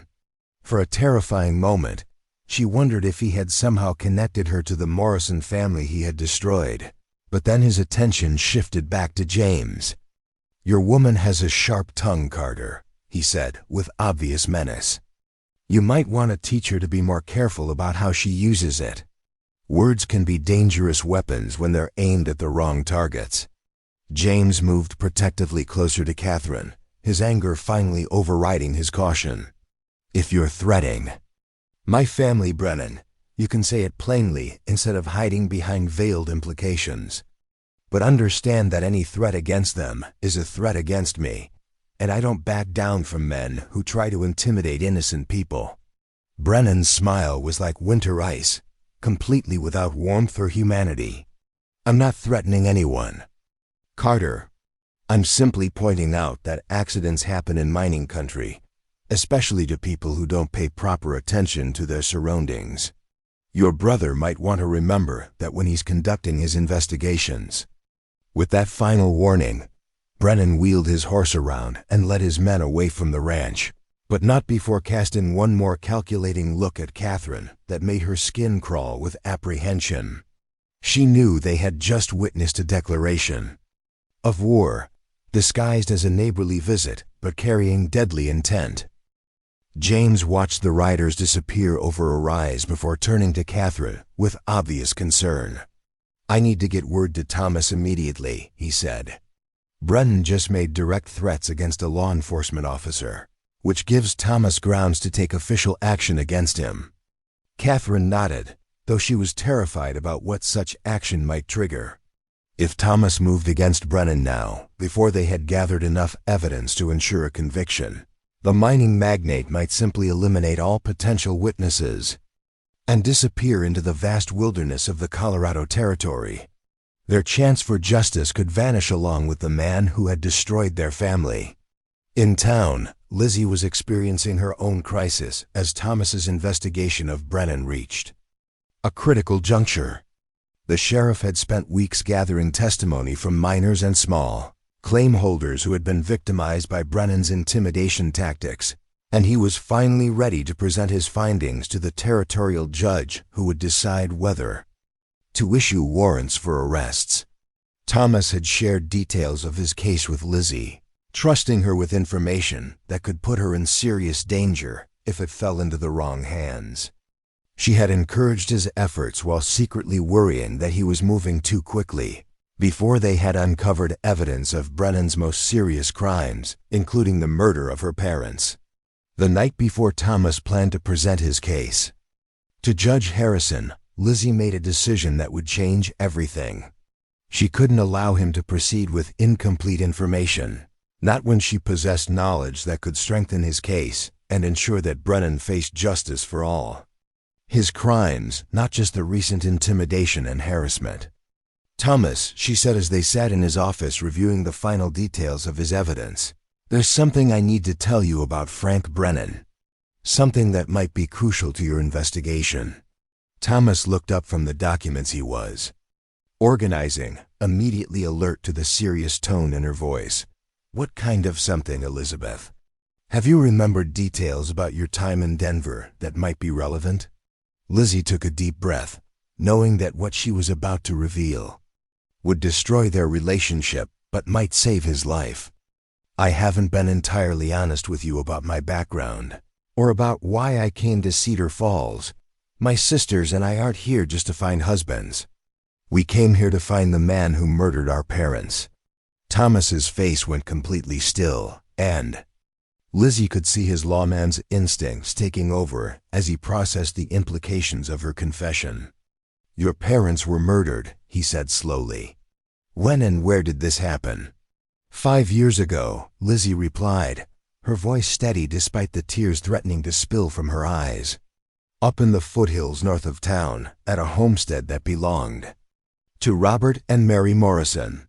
They were killed along with our 15-year-old brother Matthew, while we 4 girls were visiting relatives in Denver." Thomas's expression shifted from confusion to shock as he made the connection she had been dreading. "Your Morrison daughters," he said, his voice barely above a whisper. "The Morrison daughters who survived because you weren't home that night." Lizzie nodded, unable to trust her voice as she watched the man she loved realize the scope of her deception. Thomas stood abruptly and began pacing behind his desk, his mind clearly racing as he reassessed everything he thought he knew about her and her sisters. "Frank Brennan," he said finally, stopping to face her directly. "You suspect Frank Brennan killed your family." "We don't suspect it," Lizzie replied firmly. "We know it. The timing of his arrival in Cedar Falls, his immediate acquisition of mining claims in the area where our parents were killed, the pattern of violence he's used against other families. Our research led us here because every piece of evidence pointed to him." Thomas sank back into his chair, staring at her as if she were a stranger. "So everything between us," he said quietly, "everything we've shared has been part of an elaborate deception to get close enough to investigate Brennan." Lizzie felt her heart breaking at the pain she could see in his eyes. It started that way, she admitted. But Thomas, what developed between us is real. I fell in love with you despite trying not to, despite knowing that our mission made any real relationship impossible. Thomas shook his head slowly, his professional mask settling over his features as he retreated into the role of sheriff rather than the man who had been planning to propose marriage. You've compromised an ongoing investigation, he said coldly. You've put yourselves and potentially others in danger by conducting unauthorized surveillance of a suspected criminal. And you've lied to me about everything that matters. The formal tone of his voice cut through Lizzie like a blade, but she forced herself to continue. We had to lie, Thomas. We were 4 women with no legal standing and no resources except our determination to see justice done. The authorities failed to solve our parents' murder 5 years ago. What choice did we have except to seek justice ourselves? Thomas stood again, his movements sharp with controlled anger. Your choice should have been to come to me with this information instead of manipulating me and my brothers into unwitting participation in your vigilante mission. Do you have any idea how much danger you've put everyone in? Before Lizzie could respond, rapid knocking at the office door interrupted their confrontation. Thomas opened it to find Deputy Jake Miller, his face flushed with exertion and worry. Sheriff, we've got trouble, Miller said breathlessly. Frank Brennan and a group of his men just rode out to the Carter Ranch, armed and riding hard like they meant business. Jim Henderson saw them heading north and thought you should know immediately. Thomas grabbed his coat and gun belt, his personal crisis with Lizzie temporarily set aside in the face of immediate danger to his family. Stay here, he ordered her curtly. Don't leave this office and don't talk to anyone until I get back. Lizzie watched helplessly as the man she loved prepared to ride into what might be a deadly confrontation, knowing that her confession had come too late to prevent the crisis she had helped create. The mission that was supposed to bring justice for her family might instead result in the deaths of innocent people who had only tried to help them build new lives. At the blacksmith shop, Maggie was facing her own moment of truth as William confided fears about the growing tensions in Cedar Falls. He had noticed increased activity among Brennan's men, with more armed riders coming and going from the mining company headquarters than usual for wintertime operations. Something's building toward a confrontation, William said as he banked the fire in his forge for the evening. I can feel it in the way people are acting, the way conversations stop when certain names get mentioned. Brennan's getting ready to make a move against someone, and I'm worried it might be directed at the Carter family. Maggie felt panic rising in her chest as she realized that their investigation had triggered exactly the kind of violent response they had hoped to avoid. If Brennan was preparing to eliminate the Carter brothers as threats to his operations, her sisters were also in mortal danger as the women who had encouraged and supported their suspicious activities. William, she said urgently, what if I told you that Frank Brennan was more dangerous than anyone in this town realizes? What if he's not just a businessman who uses questionable tactics, but actually a murderer who has killed before and will kill again to protect his interests? William stopped his work and turned to face her, immediately recognizing the seriousness in her voice. What are you saying, Maggie? Do you know something specific about Brennan that the rest of us don't? Maggie realized she had reached the same decision point that Lizzie had faced with Thomas. She could continue the deception and hope that events wouldn't spiral completely out of control, or she could tell William the truth and trust that his love for her was strong enough to survive the revelation of her lies. My name is Margaret Morrison, she said quietly. My sisters and I came to Cedar Falls because we believe Frank Brennan murdered our parents and brother 5 years ago. We've been gathering evidence against him while pretending to be mail-order brides seeking new lives. William's reaction was swift and decisive. He moved to the shop's front door and secured the heavy bar that would prevent anyone from entering unexpectedly. then returned to face her with grim determination rather than the shock and anger she had expected. "Tell me everything," he said. "Simply, if Brennan killed your family, then he's a threat to everyone in this territory, and stopping him is more important than anything else." Maggie felt overwhelming relief at his response, followed immediately by renewed terror as she realized the full scope of the danger they were all facing. She quickly explained their mission and the evidence they had gathered, while William listened with the focused attention of a man who understood that lives depended on the decisions they made in the next few hours. "We need to warn Thomas and get everyone to safety," William said when she finished her account. "If Brennan suspects that you've been investigating him, he won't hesitate to eliminate all potential witnesses. That includes me and my brother, since we've been seen publicly with you and your sisters." At the schoolhouse, Sarah was experiencing her own revelation as Samuel noticed her extreme agitation following reports of armed riders moving through the area. She had been unable to concentrate on anything since learning that Brennan was taking direct action against people who threatened his operations, and her obvious distress had caught Samuel's attention. "Sarah," Samuel said gently, taking her hands in his as they sat in the empty classroom after dismissing the students early, due to growing concerns about potential violence in the area. "You've been terrified about something all day, and it's more than just worry about general trouble in the territory. What aren't you telling me?" Sarah looked into the kind brown eyes of the man she had come to love, despite every intention to maintain emotional distance, and realized that she couldn't protect him from the danger they faced without telling him the truth about why that danger existed. "My name is Sarah Morrison," she said, her voice breaking with emotion. "My sisters and I are the daughters of Robert and Mary Morrison, the family that was murdered up in the foothills 5 years ago. We came to Cedar Falls to find the man who killed our parents, and we believe that man is Frank Brennan." Samuel's expression shifted from confusion to understanding to horror as he grasped the implications of her confession.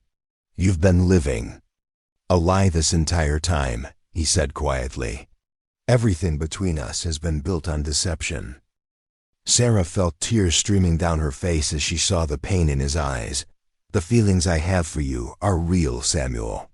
I never meant to fall in love with anyone, but I couldn't help myself. You're everything good and decent in this world, and I hate that I've hurt you with my lies." Samuel stood and walked to the window, staring out at the snow-covered mountains as he processed everything she had told him. "The real question," he said finally, "is what happens now. If Brennan killed your family and suspects that you're here to expose him, then all of our lives are in immediate danger." Sarah nodded miserably, knowing that her confession had probably destroyed any chance of happiness with Samuel while simultaneously putting him at risk of becoming another victim of Frank Brennan's violence. The mission that had consumed 5 years of their lives was reaching its climax, but the cost was proving higher than any of them had imagined when they first set out to seek justice for their murdered family. As evening fell over Cedar Falls, the 4 Morrison sisters found themselves scattered throughout the town, each having made the painful decision to reveal the truth to the men they had come to love. The carefully constructed deception that had sustained their mission for months was crumbling, but the danger they faced was greater than ever as Frank Brennan prepared to eliminate everyone who threatened his criminal empire. The storm that had been building since their arrival in Colorado territory was about to break with devastating force, and none of them could predict who would survive the violence that was coming. Their quest for justice had brought them to the brink of achieving their goal, but it had also put everyone they cared about in mortal peril. The price of vengeance was proving to be higher than they had ever imagined, and there was no turning back from the confrontation that would determine whether their parents' deaths would finally be avenged or whether 4 more Morrison women would die in pursuit of an impossible dream. The confrontation that would determine the fate of both the Morrison sisters and the Carter brothers came at dawn on a bitter December morning, when Frank Brennan made his final fatal mistake. He had spent the night gathering his most ruthless men and planning what he believed would be the elimination of everyone who threatened his criminal empire. What he hadn't counted on was the determination of 4 women who had spent 5 years preparing for this moment, or the loyalty of 4 men who had chosen love over safety. Thomas had worked through the night, using his authority as sheriff to deputize his brothers and several trusted townsmen who had grown tired of living under Brennan's shadow of intimidation. Despite his anger at Lizzie's deception, his sense of justice demanded that he protect innocent people from a murderer, regardless of his personal feelings about the women who had exposed the threat. The sisters had gathered at the boarding house before sunrise, each carrying the weight of their confessions from the night before, but united once again in their determination to see their mission through to its conclusion. Martha Henderson had quietly packed their belongings and prepared supplies, asking no questions but clearly understanding that her guests would not be returning to the simple roles of prospective brides they had once pretended to play. Catherine was the first to spot the riders approaching through the pre-dawn gloom, and her blood chilled as she counted at least a dozen armed men following Frank Brennan toward the center of town. This wasn't an intimidation visit or a business negotiation. This was an execution party designed to eliminate everyone who knew too much about Brennan's criminal activities. "He's coming to finish what he started 5 years ago," she said grimly as her sisters joined her at the window. "But this time we're ready for him." James appeared in the boarding house doorway, his rifle ready and his face set in determined lines. "Thomas has positioned men throughout the town," he said without preamble. "Brennan and his crew are riding into a trap, but it's going to be dangerous for everyone involved." Catherine met his eyes, seeing both love and pain reflected there. "I know. You may never forgive me for the lies I told," she said quietly.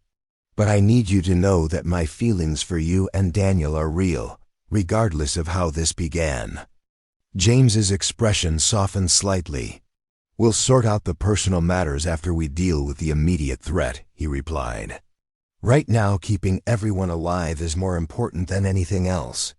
Thomas emerged from the sheriff's office with Lizzie beside him, both carrying weapons and moving with the coordinated precision of people who had worked together, despite the breach of trust between them. The sheriff's badge on his chest caught the early morning light, and Catherine realized that her sister had found a way to turn their deception into an asset for law enforcement rather than a liability. "Brennan's riding straight down Main Street," Thomas called out to his brothers. "He thinks he's in control of the situation, which gives us the advantage. Let him get to the center of town before we make our move." William and Maggie approached from the direction of the blacksmith shop, and Catherine was relieved to see that her sister appeared unharmed despite the dangerous revelations of the previous night. William's limp was barely noticeable as he moved, with the determined gait of a man who had chosen his side and was prepared to fight for it. Samuel and Sarah were the last to arrive, and the schoolteacher's gentle demeanor had been replaced by the focused intensity of someone who understood that violence was sometimes necessary to protect innocent people. He carried a shotgun with the familiarity of a man who had learned to handle firearms during his frontier education, and his position near Sarah made it clear that he considered her under his protection, regardless of her deception. Frank Brennan rode into the center of Cedar Falls just as the sun crested the eastern peaks, casting long shadows across the snow-covered street. His dozen men spread out in a formation designed to control all the major routes through town, and his cold gray eyes swept the apparently empty storefronts with the confidence of a predator who believed he had cornered his prey. "Carter," he called out, his voice echoing off the wooden buildings, "I know you're watching. Come out and let's finish this discussion we started yesterday." Thomas stepped into the street from behind the general store, his badge clearly visible, and his rifle held ready but not quite aimed at Brennan. "You're under arrest, Frank Brennan," he announced in a voice that carried to every corner of the town, "for the murders of Robert Morrison, Mary Morrison, and Matthew Morrison, and for conspiracy." to intimidate and murder citizens of this territory. Brennan's laughter was like ice breaking in a winter stream. "You have no proof of any such crime, Sheriff. And you're badly outnumbered if you think you can take me and my men with whatever help you've managed to scrape together." "That's where you're wrong," Thomas replied calmly. "We have eyewitness testimony, physical evidence, and most importantly, we have the 4 women you thought you had eliminated 5 years ago." Catherine stepped into view from her position near the boarding house, followed immediately by her 3 sisters. Each woman carried a weapon and moved with the deadly purpose of people who had spent years preparing for this moment. Brennan's confident expression faltered as he recognized them, and Catherine saw fear replace arrogance in his cold eyes. "The Morrison daughters," Brennan said slowly, his voice losing its mocking tone as he realized the scope of the trap that had been laid for him. "You should have stayed dead like your parents." "But we didn't," Catherine replied, raising her rifle, to point directly at the man who had destroyed her family. "And now you're going to pay for what you did to them." The standoff stretched for several heartbeats, with armed men positioned throughout the town, waiting for someone to make the first move.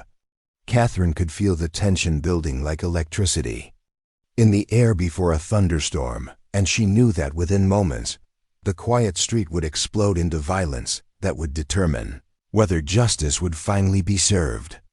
Brennan made his choice with typical arrogance, drawing his pistol and aiming it at Catherine while shouting orders to his men to kill everyone in sight. But his years of relying on intimidation and ambush tactics had not prepared him for a fair fight against determined opponents who were ready for his attack. Thomas's rifle spoke first, the sharp crack echoing off the mountains as his bullet found its mark in Brennan's shoulder and spun him sideways in his saddle. The wounded man's shot went wide, embedding itself harmlessly in the wooden wall of Martha's boarding house, and suddenly the street erupted in gunfire as both sides engaged in the battle that would end Brennan's reign of terror. Catherine found herself fighting beside James, their movements coordinated by instinct and mutual trust, despite the complicated emotions between them. His steady presence and expert marksmanship provided the support she needed to focus on the target she had sought for 5 years, while her determination and surprising skill with firearms impressed him with its intensity. Lizzie and Thomas worked together with the precision of experienced partners, using their knowledge of the town's layout to outmaneuver Brennan's men and drive them into positions where they could be safely captured or eliminated. The sheriff's training and his deputies' insight created a formidable combination that systematically dismantled the criminal organization that had terrorized the territory for years.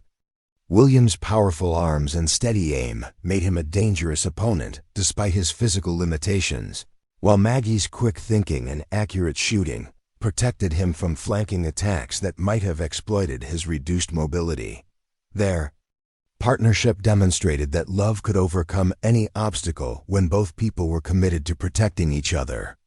Samuel proved that his gentle nature concealed a core of steel when those he cared about were threatened. His protective instincts transformed him into a fierce defender, while Sarah's courage and determination showed that she had inherited her father's warrior spirit along with her mother's compassionate heart. The battle was fierce but brief, as Brennan's men discovered that terrorizing isolated miners and intimidating individual families had not prepared them for organized resistance from a united community. One by one, they either fell to the defenders' superior positioning and marksmanship or threw down their weapons in surrender as they realized their cause was hopeless. Frank Brennan himself proved to be a coward when faced with real opposition. Wounded and seeing his men defeated around him, he attempted to flee rather than face the consequences of his crimes. But Catherine Morrison had not spent 5 years preparing for this moment, only to watch her parents' killer escape at the crucial instant. She pursued him on foot as he tried to reach his horse, her rifle ready and her heart filled with the righteous anger that had sustained her through years of hardship and planning. When Brennan turned to fire at her again, she was ready with The kind of shot her father had taught her during their brief time together on the Colorado frontier. The bullet took Frank Brennan in the chest, spinning him around and dropping him to the frozen ground where he belonged. Catherine stood over the man who had destroyed her family, watching as the life faded from his cold gray eyes, and felt a mixture of satisfaction and emptiness that surprised her with its complexity. "It's over," she said quietly as her sisters and the Carter brothers gathered around her. "Our parents can finally rest in peace." Thomas secured the surviving members of Brennan's gang while the townspeople of Cedar Falls emerged from their hiding places to witness the end of the criminal organization that had plagued their community for years. The evidence they had gathered, combined with the testimony of captured gang members eager to save their own lives, would ensure that the entire network of corruption and violence was exposed and eliminated. In the days that followed the confrontation, the four couples faced the difficult task of rebuilding relationships that had been founded on deception but had grown into genuine love. Despite the circumstances of their beginning, each pair approached this challenge differently, but all were united in their determination to create something honest and lasting from the complicated emotions they shared. Catherine and James spent long hours talking through the pain and betrayal. He felt at learning the truth about her identity and mission, the rancher's fundamental decency, and his growing understanding of what she had endured eventually overcame his hurt at being deceived, especially when he realized that her love for him and Daniel had been the most honest thing in her life during those months of pretense. "I can't pretend it doesn't hurt to know that you lied to me about so much," James said as they walked through the snow-covered pastures of his ranch. "But I also can't ignore the fact that you risked everything to protect innocent people from a killer. That takes a kind of courage I have to respect." Catherine felt tears freezing on her cheeks as she looked at the man who represented everything she had never dared to hope for in a partner. "I know I don't deserve your forgiveness," she replied. "But I love you and Daniel more than I ever thought possible to love anyone. If you'll have me, I want to spend the rest of my life proving that my feelings for you are real." James stopped walking and turned to face her, his blue eyes serious but warm. "The question isn't whether you deserve forgiveness, Catherine Morrison. The question is whether we can build something true and lasting together, now that we both know who we really are." Thomas and Lizzie faced perhaps the greatest challenge, as his professional principals had been deeply offended by her deception and manipulation of his investigation. The sheriff struggled with reconciling his love for the woman he had known as Elizabeth with his anger at the criminal conspiracy she had conducted under his nose. "You compromised an official investigation and put innocent people at risk," he said during one of their difficult conversations. "As a lawman, I can't simply ignore that because of my personal feelings." Lizzie nodded, accepting responsibility for her actions while also defending the necessity of what they had done. "You're right that we took terrible risks and made choices that could have had tragic consequences. But Thomas, the official investigation into our parents' murder had failed. If we hadn't taken action, Frank Brennan would have continued killing innocent people while the authorities remained powerless to stop him." Thomas wrestled with the ethical complexities of her argument for several days before reaching a conclusion that satisfied both his sense of justice and his recognition of the extraordinary circumstances that had driven her actions. In the end, his proposal of marriage came with conditions that reflected both his love for her and his commitment to upholding the law. "I'll marry you, Elizabeth Morrison," he said formally, "but only if you promise never again to take the law into your own hands without consulting me first. We're stronger together than either of us is alone, and I need to know that you trust me enough to be honest about future challenges we might face." William and Maggie found their path to reconciliation smoother than the others, perhaps because his straightforward nature and her genuine remorse created a foundation for rebuilding their relationship on honest terms.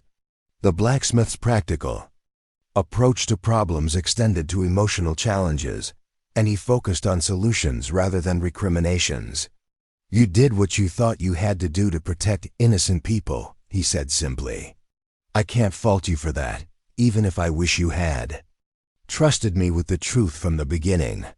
What matters now is whether we want to build a future together based on honesty and mutual respect." Maggie's answer came in the form of a kiss that conveyed everything she couldn't express in words, and William's response told her that their love was strong enough to survive the test it had been given.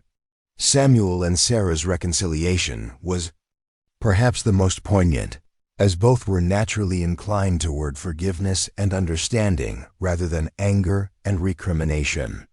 The schoolteacher's philosophical nature led him to see their situation as a complex, moral challenge rather than a simple betrayal, while Sarah's gentle spirit made her eager to make amends for the pain her deception had caused. "I understand why you felt you had no choice but to lie," Samuel said as they sat in the empty schoolhouse where they had first grown close. "What I need to understand is whether the woman I fell in love with was real, or just another part of the performance you were giving." Sarah's tears flowed freely as she assured him that her feelings had been the most genuine thing in her life during their months of deception. "Every moment we spent together was real for me," she said. "Every conversation, every shared laugh, every time you made me feel valued and understood that was the truest version of myself I've ever been able to show anyone." Their wedding took place in the same schoolhouse where they had discovered their love for each other, with Samuel's students serving as witnesses to their commitment to build a life together based on honesty and mutual devotion. By spring, all four couples had married in ceremonies that reflected their unique personalities, and the couples had married in ceremonies, journeys that had brought them together.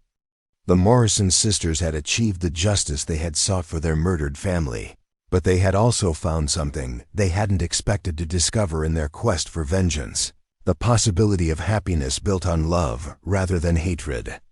The town of Cedar Falls prospered in the aftermath of Frank Brennan's defeat, as legitimate mining operations and honest business practices replaced the intimidation and corruption that had characterized the previous years. The Carter brothers became pillars of the growing community, with their wives contributing skills and perspectives that helped transform a rough frontier settlement into a place where families could build secure and prosperous lives. Catherine and James expanded their ranch into one of the most successful cattle operations in the territory, while raising Daniel and the 3 additional children who blessed their marriage in subsequent years. Catherine's experience with hardship and her determination to protect those she loved made her a natural leader among the ranch wives of the region, and her story became a source of inspiration for other women facing seemingly impossible challenges. Thomas and Lizzie established themselves as the most effective law enforcement team in the Colorado Territory, with her investigative instincts complementing his experience and authority. Their partnership in both marriage and professional duties created a formidable force for justice that ensured Cedar Falls remained a safe haven for honest citizens seeking to build better lives. William and Maggie's blacksmith shop became the heart of the community's economic development, as his craftsmanship and her business acumen attracted customers from throughout the territory. Their marriage proved that love could overcome any obstacle when both partners were committed to supporting each other's strengths while accepting each other's limitations. Samuel and Sarah transformed the Cedar Falls Schoolhouse into one of the finest educational institutions in the territory, with their combined dedication to learning and child development creating opportunities for young people that would have been unimaginable in the community's rougher days. Their love story became a favorite tale among their students, who learned from their example that honesty and courage were the foundations of all worthwhile relationships. The Morrison sisters had come to Colorado Territory seeking vengeance for their murdered family, but they found something far more valuable in the process. They discovered that justice was not just about punishing the guilty, but about protecting the innocent and building communities where such tragedies could not occur. Most importantly, they learned that love was stronger than hatred, and that the future held more promise than the past when people chose to face it together with courage and honesty. The graves of Robert Morrison, Mary Morrison and Matthew Morrison, were finally marked with proper headstones purchased with money from Frank Brennan's confiscated assets, and the four sisters visited them each year on the anniversary of their deaths. But these visits were no longer pilgrimages of grief and anger. They had become celebrations of lives well lived and justice finally served, attended by the husbands and children who represented the family's continuation rather than its destruction. The story of the Morrison sisters and the Carter brothers became a legend in the Colorado Territory, passed down through generations as an example of how love could triumph over tragedy when people had the courage to fight for what was right. It was a tale that reminded listeners that sometimes the most important battles were fought not with weapons, but with the determination to build something better from the ashes of what had been lost. Up next, you've got two more standout stories right on your screen. If this one hit the mark, you won't want to pass these up. Just click and check them out.